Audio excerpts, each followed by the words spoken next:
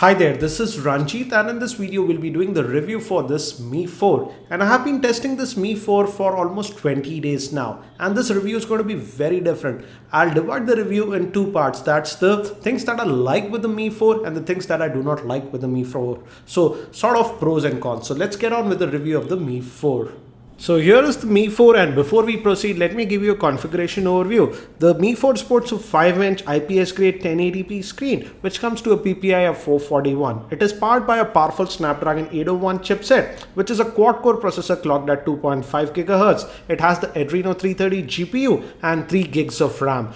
Moving towards the camera, the rear-facing camera is a 13 megapixel shooter and the front-facing camera is a 8 megapixel shooter. The battery is sealed inside, which is a 3000 milliamp hour battery, and it also supports Qualcomm fast charging, and the adapter provided does support fast charging. So as you can see, the general configuration of this Mi 4 is actually very good, and needless to say, it's a high-end Android handset that we are getting for a very incredible price. In India, the 16GB variant is sold for 20,000 and the 64GB variant is sold for 24,000. Both these models are sold online via Flipkart in India.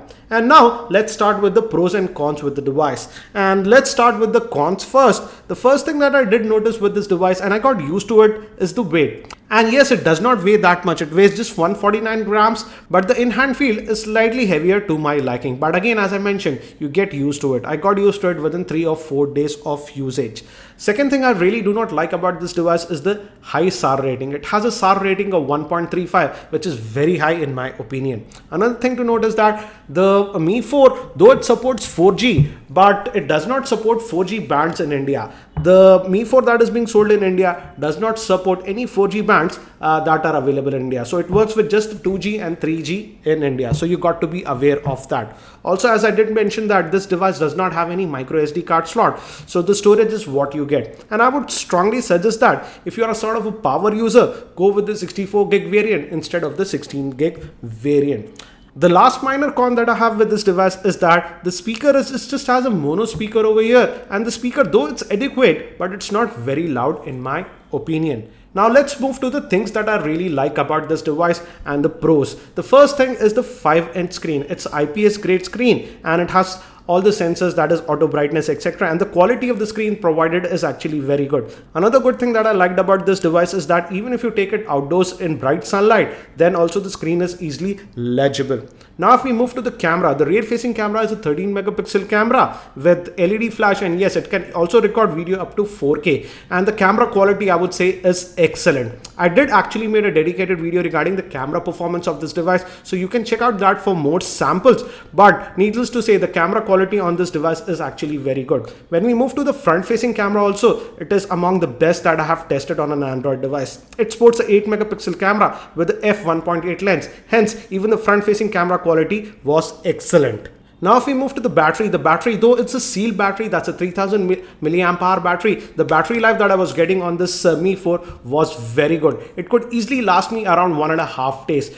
To give you an idea, the screen on time that I was getting on this device is around 5 odd hours. And I have been using a Note 4 earlier and just recently moved to the Note Edge. And if we compare the battery life compared to those two devices, definitely the Mi 4 goes ahead in terms of battery life compared to even the Note 4 and the Note Edge. So easily, I would say it can easily last you for a full 1 working day without any issues.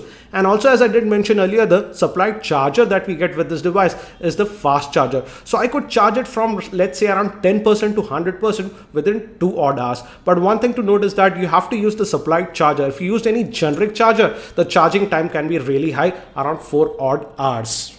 Now if we move to the general performance of this Mi 4, here also the phone did not disappoint me. It is a very fluid device. It runs on this Mi UI 6. And yes, we don't have any app tray, but you can easily install some third-party launchers. For example, I'm using the Google Now launcher. I have it. Right now it's on the MIUI. You can easily set to third-party launchers. Let's do that. You just go to the settings over here, and from this installed app, go to this default option, and from the launcher, just select the Google launcher. It's this Google app. You can download it for free from the Android Play Store.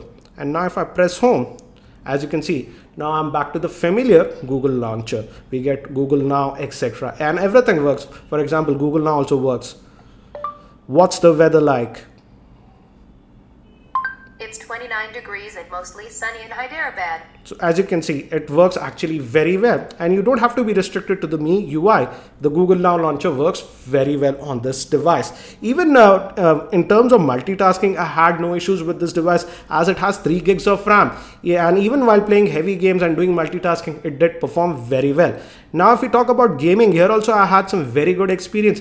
It could play any game I threw on it, and I even played some very heavy games like Asphalt 8 and Modern Combat 5, and it could play them without any issues. Also, one thing that I did notice is that even after extended gaming for about 15 odd minutes or so, the phone did not exhibit any major heating issues. I also tested the GPS performance on this device, and the GPS lock was also very good and it worked very well. So no issues regarding that. Some of you have also asked me about any heating issues that I faced with this device, and I'm happy to say that I did not notice any major heating issues while normally using the phone. The only place where I did notice some minor heating was when I was shooting 4K video. After about 3-4 minutes of shooting of 4K videos, the device can get a bit warm. But apart from that, while regularly using the phone and even while gaming, I did not face any issues of heating. Some of you have also asked me, when you charge the phone, it does get a little bit warm. And yes, it does get a little bit warm, but that is normal with fast chargers. That happens also on my Note 4 and the Note Edge, which supports fast charging. So you don't have to be worried about that.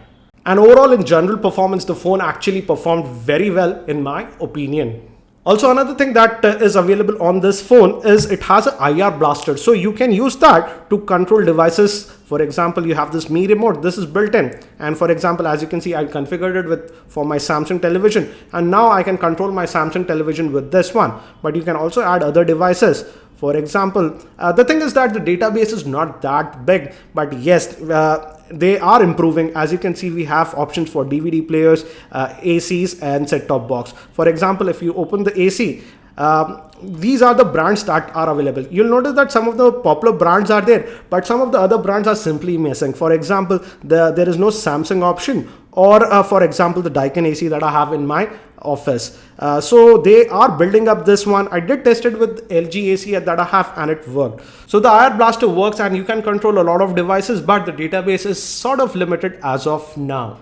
So as you can see from the review, the overall performance of the Mi 4 is very good, and if you consider the price to performance ratio, it is actually really good. But again, there are some things that I do not like about the Mi 4. These are sort of nitpickings, and in my personal opinion, I would say the 2 things that I really do not like on the Mi 4 is the high SAR rating and the fact that this is the version that is being sold in India is not compatible with 4G networks in India. But apart from that, overall I would say the Mi 4 is an excellent handset, and considering the price to performance ratio, this product does get a big thumbs up. Yes, I know Xiaomi is a new company and its service centers are just limited to top tier cities, but this product is sold in India via Flipkart, and the thing with Flipkart is that they have very good service. If you have any issues with your handset during the first 30 odd days, you can easily get it replaced. So yes, so overall I would say, considering the price to performance ratio, this Mi 4 does get a big thumbs up from me. I hope that you found this video review helpful. If you found it helpful, I'll appreciate if you can click the like button.